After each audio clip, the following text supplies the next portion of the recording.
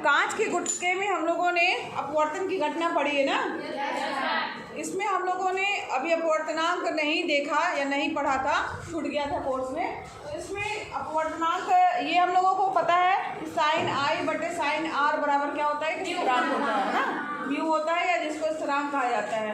तो वही जो है अपवर्तनांक है, एक माध्यम के सापेक्ष दूसरे माध्यम का अपवर्तनांक कहलाता है। यहाँ जैसे हम लोग पढ़ रहे थे जब, तो यहाँ पर लिखा इस स्थिरांक के मान को दूसरे माध्यम का पहले माध्यम के सापेक्ष अपवर्तनांक कहते हैं। ठीक है, अब यहाँ पर देखो अपवर्तनांक की अगर डिफिनीशन दी जाए, अपवर्तनांक है क्या चीज़, तो आप नोट करना चाहे तो नोट कर लीजिए कि अपवर्तनांक यह बताता है कि प्रकाश की गति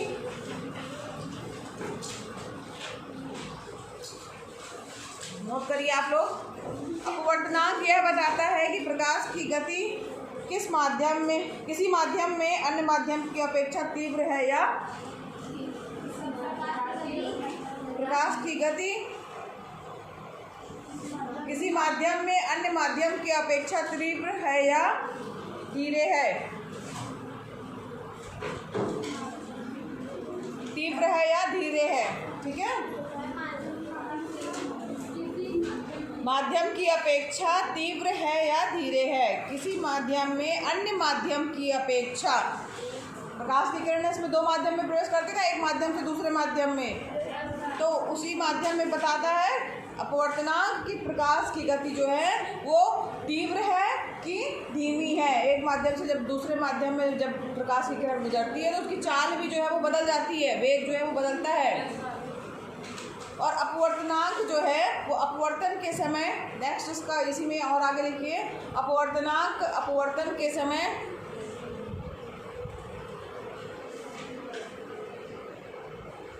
प्रकाश के मुड़ने को भी मापता है।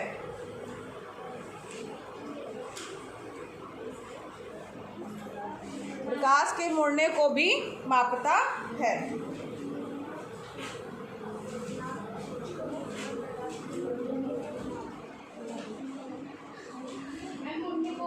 मुड़ना, जैसे प्रकाश की किरण मुड़ती है ना, विचलित होती है, उसको भी वो मापता है। और ये याद रखिएगा, निर्वात में प्रकाश की चाल जो है 3 × 10⁸ मीटर पर सेकंड होती है। ठीक है,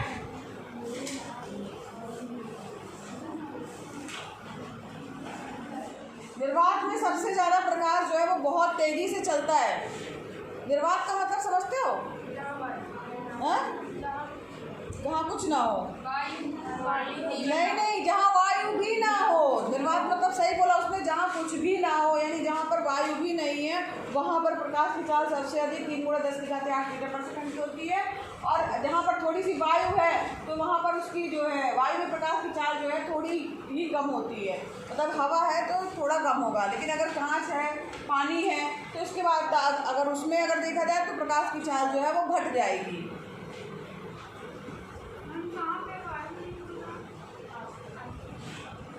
जैसे अंतरिक्ष, ठीक है, ये कह रही है कि अगर मान लो आसमान से ऊपर जाते जाओ तो वायु का जो आवरण है वो एक निश्चित सीमा तक है ना, जहाँ तक हमारा वायुमंडल है, उसके ऊपर तो निर्वात है। निर्वात मतलब आप कुछ भी नहीं, वायु भी नहीं है, तो वहाँ सबसे तेज प्रकाश चलता है।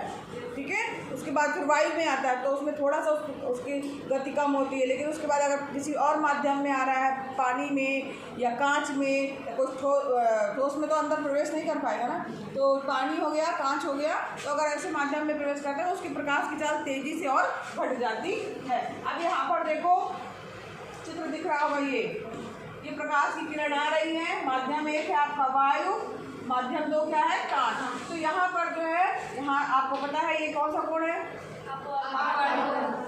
कौन सा कोण है? हाँ, आपतन कोण। ये नीचे वाला कोण अपवर्तन कोण है ना। तो जब प्रकाश की किरण एक माध्यम से दूसरे माध्यम में आ रही है तो अपने मार्ग से विचलित हो जा रही है, तो यहाँ पर जो है अपवर्तनांक को जो है n से व्यक्त किया गया। और यहाँ पर अगर मान लीजिए दूसरे माध्यम में प्रवेश कर रहे थे, जिस माध्यम में प्रवेश कर कर रही है ये, इस माध्यम का अपवर्तनांक n अगर हम ज्ञात कर रहे हैं तो n21 लिखा जाएगा, और माध्यम 1 में प्रकाश की चाल बटे माध्यम 2 में प्रकाश की चाल। यहाँ n21 का क्या मतलब हुआ कि माध्यम 2 में प्रकाश की चाल का अनुपात, वही है अपवर्तनांक। ठीक है, तो यहाँ पर माध्यम 2, जिसमें यहाँ पर जो नीचे लिखा है, जो नीचे वाला माध्यम है उसमें हम जो है अपवर्तनांक ज्ञात कर रहे हैं, तो n21 बराबर माध्यम 1 में प्रकाश की चाल बटे माध्यम 2 में प्रकाश की चाल। अब यहाँ पर अपने मन से मान लिया गया कि अगर माध्यम 1 में v1 है और माध्यम 2 में जो है उसकी चाल क्या हो जा रही है, v2 है। ठीक है, तो यहाँ पर जो है n21 बराबर हो जाएगा v1 बटे v2। इसी तरीके से अगर मान लीजिए इसकी का उल्टा किया जाए, अब उल्टा कैसे होगा, जब ये प्रकाश की किरण नीचे आएगी तो यहाँ पे माध्यम 1 ये वाला हो जाएगा कांच, समझ में आ रहा है। ये माध्यम 1 कौन सा हो जाएगा, जैसे अब यहाँ से नीचे बाहर आ रही तब भी तो मुड़ेगी, तो यहाँ पर भी अपवर्तन की घटना हो रही है, अपवर्तनांक आएगा, स्थिरांक आएगा। यहाँ के लिए भी तो साइन आई और साइन आ रहेगा, है ना, जिसको हमने I2 और R2 माना था। तो यहाँ पर माध्यम 1 क्या हो जाएगा, कांच, माध्यम 2 क्या हो जाएगा, वायु। माध्यम 1 कांच हो जाएगा, माध्यम 2 क्या हो जाएगा, वायु, है ना।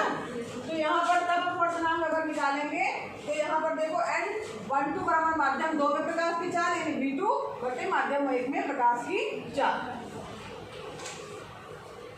अगर मान लीजिए माध्यम 1 जो है यही बाहर निर्वात या वायु है, तब माध्यम 2 का अपवर्तनांक जो है उन निर्वात के सापेक्ष माना जाता है, जिसे क्या कहा जाता है, निरपेक्ष अपवर्तनांक कहा जाता है।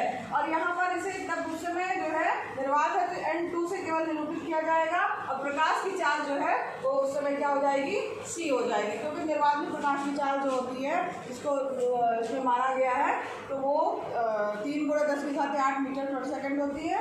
उसमें प्रकाश की चाल को c से हम दिखाते हैं, तो यहाँ पर c हो गया, और माध्यम में प्रकाश की चाल क्या हो गया, v हो जाएगा।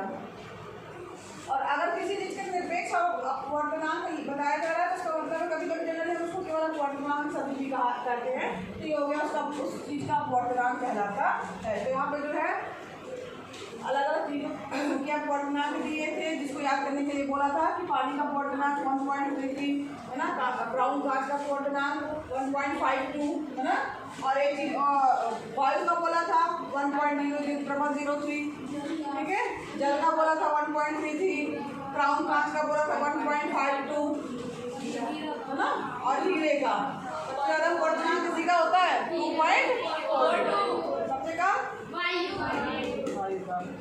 चलो ये चीज़ रह गई थी इसलिए मैंने बताया। अब यहाँ पर गोली लेंसों द्वारा अपवर्तन जो है हम पढ़ रहे थे, गोली लेंस हमने पढ़ा था कि गोली लेंस जो भी होगा वो क्या होगा, दोनों मतलब आर पार उसके हम देख सकते हैं, दिख रहा है, ये दिख रहा है, 2 लेंस आपको दिख रहे होंगे, जो 2 ये लेंस दिख रहे हैं, इन दोनों लेंसों को आप साइड से देखिए, दिख रहा है, साइड से देखिए, साइड से देखने पे आप देखेंगे कि एक लेंस जो है ये थोड़ा सा मोटा दिख रहा है, और ये कैसा दिख रहा है, पतला, लेकिन ये यहाँ बीच से मोटा है।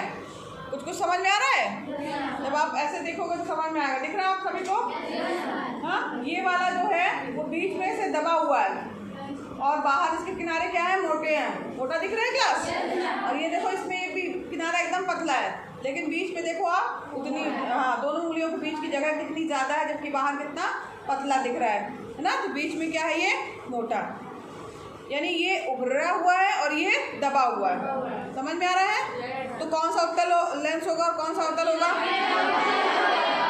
ये वाला उत्तल है, सही में, चलो तुम लोग को मतलब पता चल गया कि कौन सा जो है उत्तल लेंस होता है, कौन सा उत्तल दर्पण जैसे होता है उसे उभरा, तो ये उभरा हुआ है, इसका मतलब क्या हो गया, ये उत्तल लेंस, और ये जो है वो बाहर इसके किनारे जो है उभरे हुए हैं, लेकिन बीच में दबा हुआ है, ये कौन सा हो गया, अब किनारे बीच में दबा हुआ तो उसका मुख कैसा हो गया, वो गुफा के जैसा हो गया, है ना, तो उसका मतलब ये कौन सा लेंस हो गया, उत्तल लेंस, ये हो गया उत्तल लेंस। सब लोग पहचान लोगे, काफी कंफ्यूजन तो नहीं होगा, पक्का भूलोगे तो नहीं, ये तो याद ही रहेगा कम से कम, मुंह से उभरा मैम ने बताया था, तो जो उभरा दिख रहा है, जो थोड़ा मोटा बीच से है वो कैसा है, और जो बीच से जो है वो दबा हुआ है लेकिन किनारा मोटा है, आपको समझ में आ रहा, दिख रहा है कि नहीं,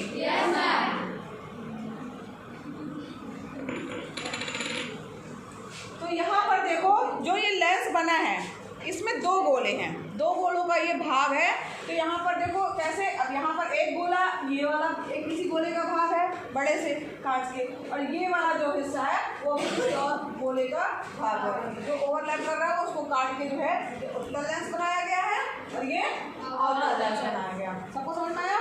अब जो ये उत्तल लेंस है आपका, यहाँ देखो इनके दो अलग अलग उपयोग होंगे। ये जो है ये प्रकाश की जो किरणें होती हैं इनको क्या कर देता है, वो उत्तल लेंस जो है वो प्रकाश की किरणों को क्या कर देता है, नहीं एक बिंदु पर जो है वो ले आता है, जिसको क्या कहा जाता है, अभिसारी कहा जाता है। ठीक है, अभिसरित कर देता है। ठीक है, अभिसरित कर देता है, इसलिए इसको अभिसारी लेंस भी कहा जाता है। ठीक है, यानी इकट्ठा कर रहा है। देखो यहाँ प्रकाश की किरणें आ रही है, इनको क्या कर दे रहा है, इकट्ठा कर दे रहा है। ठीक है, इसको क्या वर्ड बोला जाता है, अभिसारी। ठीक है, अभिसरित कर देता है या इकट्ठा कर देता है, ऐसा लेंस क्या होगा, उत्तल लेंस। ठीक है, और जो अवतल लेंस होगा वो प्रकाश की किरणों को जो है वो फैला देगा। बोलो दूर हटो, जाओ, यहाँ से आया तो नहीं है तो चलो दूर हटो, दूर हटो। यहाँ से जो है ये पूरा ये इसका एरिया धीरे धीरे करके बढ़ता जाएगा। यानी क्या कर दे रहा है, इनको ढकेल दे रहा है ना, यानी फैला दे रहा है। यहाँ भी फैला दे रहा है, यहाँ भी फैला दे रहा है। तो यानी कि इसको क्या कहा जाएगा, अपसारी, अपसारित करता है। तो यहाँ पर अपसारित कर दे रहा है, तो ये कौन सा लेंस हो जाएगा, अवतल लेंस। ठीक है, उत्तल लेंस क्या करता है, इकट्ठा करता है। इकट्ठा मतलब क्या हो गया, अपसारित करता है। समझ में आया? और अवतल लेंस क्या करता है, फैलाता है। फैलाता है मतलब क्या हुआ, अपसारित करता है, अपसारी लेंस कहलाता है। ठीक है, तो इसलिए यहाँ पर अपसरित करता है, ऐसे लेंस को अपसारी लेंस भी कहा जाता है। उत्तल लेंस और अवतल लेंस, मान लीजिए आ गया क्वेश्चन कि गोलीय लेंस से आप क्या समझते हैं और प्रकार जो है बताते हुए गोलीय लेंस के बारे में बताइए। तो आपको बताना होगा कि गोलीय लेंस क्या है। दोनों गोलों का जो भाग को काट के बनाया जाता है गोलीय लेंस कहलाता है। दो तरीके के होते हैं, उत्तल लेंस, अवतल लेंस। उसके बारे में आप थोड़ा बता देंगे और क्या करते हैं ये भी बता देंगे। कैसा होता है उसकी संरचना तो आप बता ही देंगे जैसा देखा आपने। अब इसके बाद और ये किरणों को क्या करता है, इकट्ठा करता है, ये फैलाता है। इकट्ठा करना है मतलब क्या हो गया, अभिसारित करना, अभिसारी लेंस। और ये फैला देता है यानी क्या हो जाएगा, अपसारी लेंस। सबको समझ में आ रहा है, कोई कंफ्यूजन? चलिए आगे बढ़ते हैं। अब यहाँ पर जब भी, अब यहाँ पर भी हम लोग क्या करेंगे, ये देखिए इसमें भी कई पॉइंट होंगे। अब यहाँ पर चूंकि दो गोले से मिलकर के बना हुआ है तो इसके कुछ पॉइंट होंगे।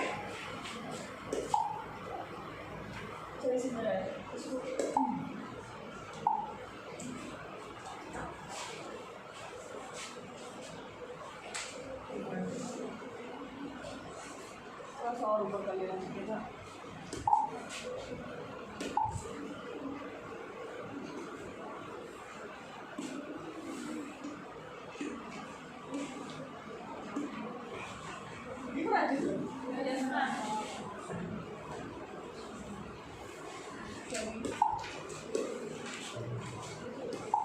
अब यहाँ पर देखिए इसमें जैसे हम लोगों ने पहले उत्तल लेंस और उत्तल दर्पण और अवतल दर्पण के बारे में सारी चीज़ें पढ़ी थी। मुख्य अक्ष, वक्रता केंद्र, ध्रुव, ये सब पढ़ा था ना।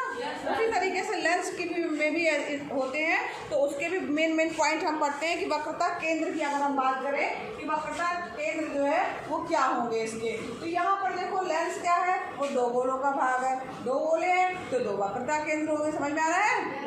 हाँ, एक गोला जैसे अब यहाँ से है, इसको जो बनाया गया है गोला बड़ा सा आप देख रहे हैं, तो यहाँ पर समझ लो कि यहाँ बड़ा सा उसका केंद्र होगा, फिर उसमें रख के जो है यहाँ से ऐसे चाप काटा गया होगा। समझ में आ रहा है?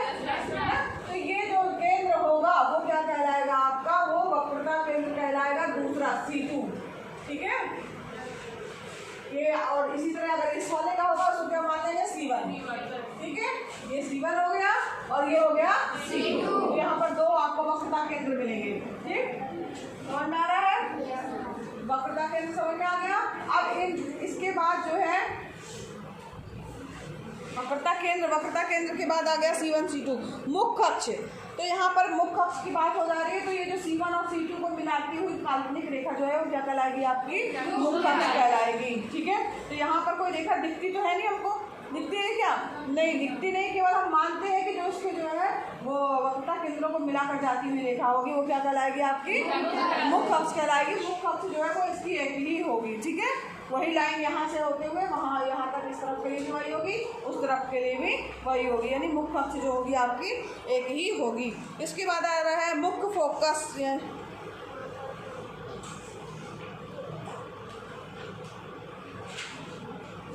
प्रकाशिक केंद्र मुख्य, यहाँ पर देखिए फोकस भी इसके दो होंगे।